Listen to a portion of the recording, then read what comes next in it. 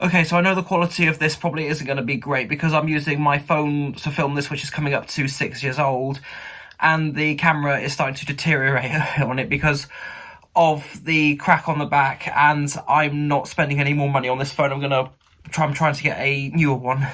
But I was going to upload a video of me overhauling my Tamiya TTO2, but I'm a bit long behind that because of a lot of stuff that's been happening during the week. I haven't been able to do it. I will make a start on it after I've recorded this part and after I've released this video. But while I did a time lapse of me building this, and I haven't really shown it yet. So while I don't have anything ready for this week, this is about as good as I'm going to get. So quite a while ago, I built this Lego radio control buggy. Well, radio control in massive quotation marks, and I'll explain why after I've shown me building it.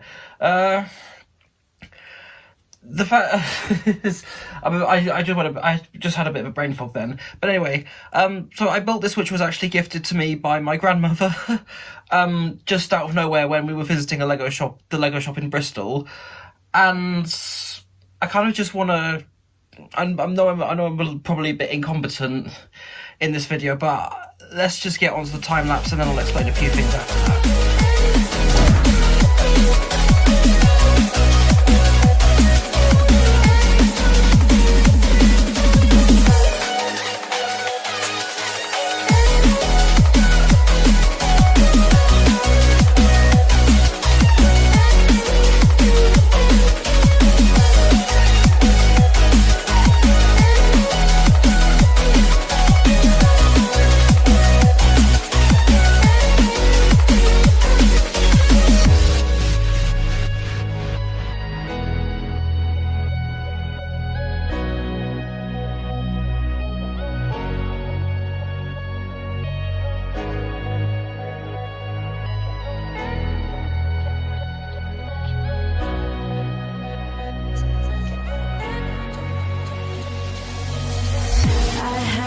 Taken by the words that you say, the voice that carries them has kept me astray.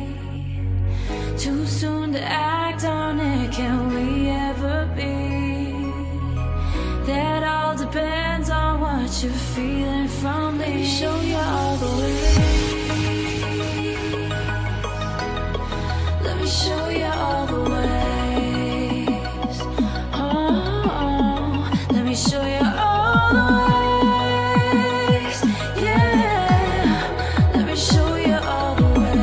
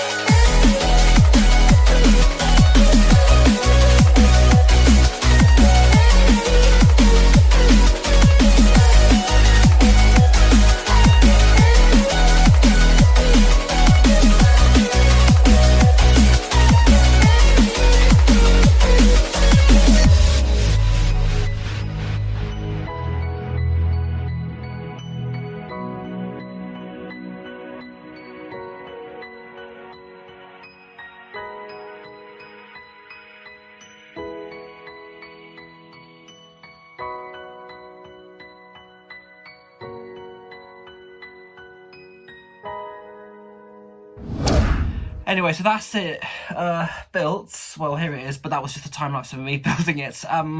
This is going to be a very incompetent video, and I'm not doing my best. I know I'm probably not doing myself any favours. The reason why I said this was radio control in massive quotation marks is because this doesn't actually come with a transmitter. You have to the only way you're able to control this is via an app that you have to install on your smartphone or smart device or smart tablets.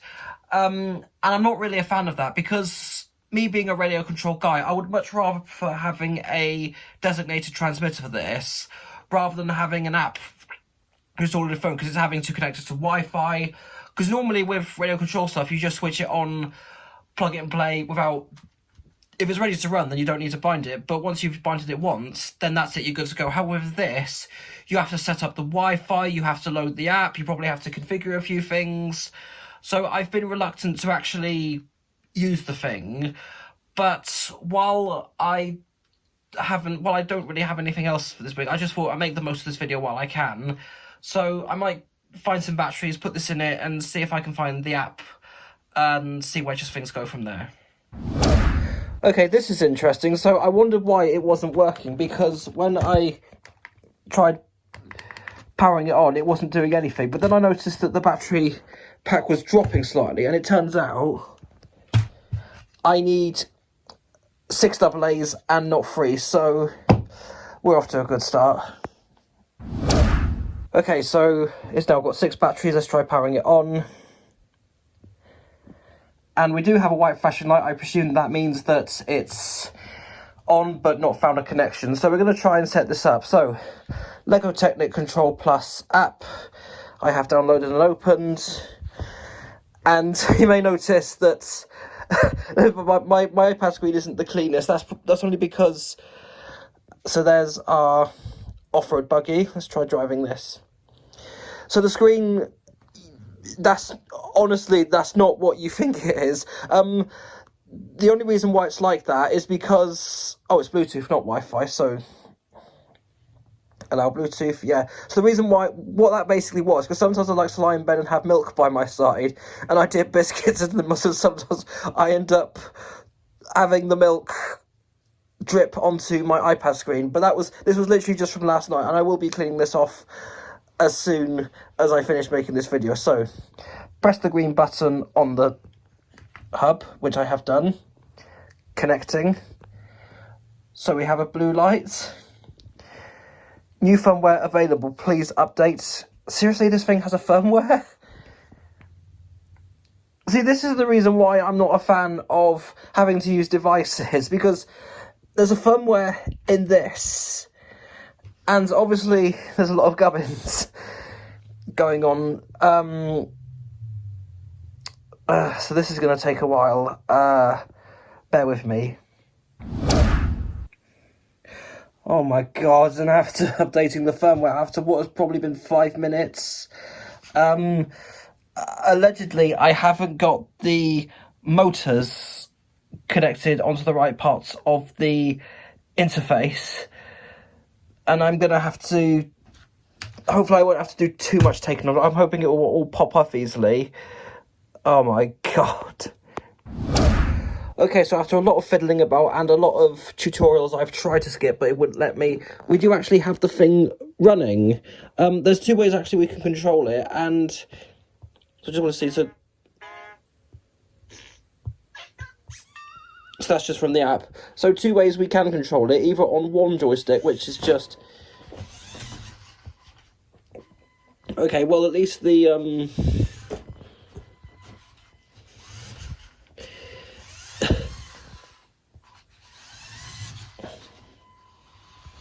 So the actual drive system is proportional, but the steering doesn't seem to be. Now that's one way we control it. So more designated for cars. So we've got 2 joysticks. And also one of the things I also noticed while messing about with this is it also has position sensors, so it can indicate what angle the car is at. I'm sure there are some places also I forgot to try and pop the antenna back on. I'm sure there's perhaps some circumstances that could come into play, but I don't know. And just from controlling this, I know I'm probably doing this with one hand, but actually, hang on a minute. Okay, so I've just discovered that the control system for this car has one fatal flaw, and that is that it's not sensitive enough. Aside from the steering not being proportional, let's see, for example, if I just lurch forward slightly. Yeah, notice how much it just... And also, there was a braking system on these controls, but when it came to having 2 joysticks, it doesn't have that.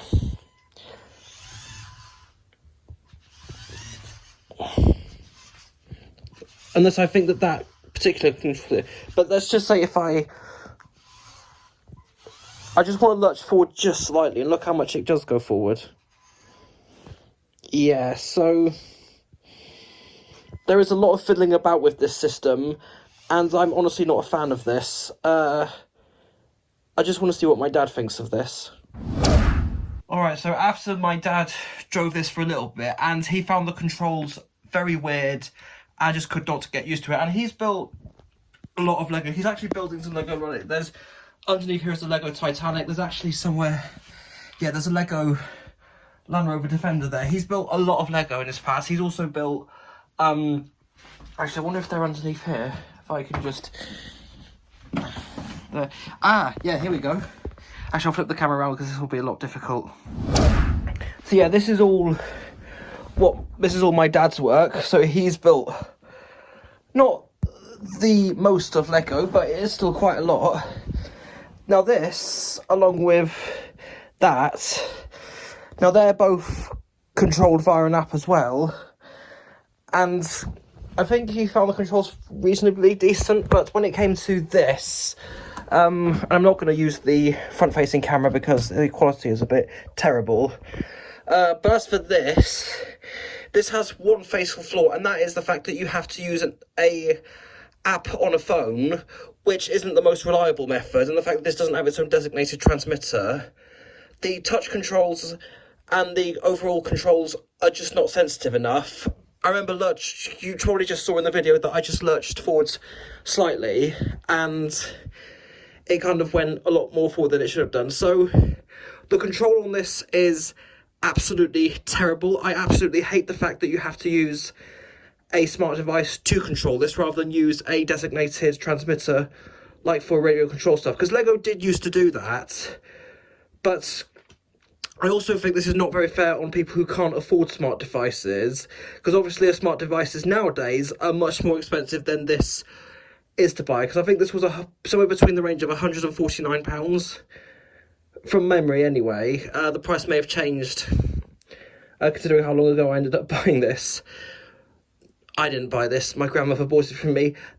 That shows how much of a shambles this video has been and what this car has done to me. But this could be a thing I could experiment with maybe in the future. Maybe I could put some actual proper radio gimmick, like maybe a brushless motor on the back, maybe a proper servo for the steering. Depends what I can fit in this thing, which will be very interesting. But I'm going to leave it there for this video. Next week I should be back at Frame Radio Control Car Club with a overhauled TTO2. And if that's so, then that will be next week's video, and then the video after that will be the overhaul of the TTO2. So here we go, and that's pretty much it for this video.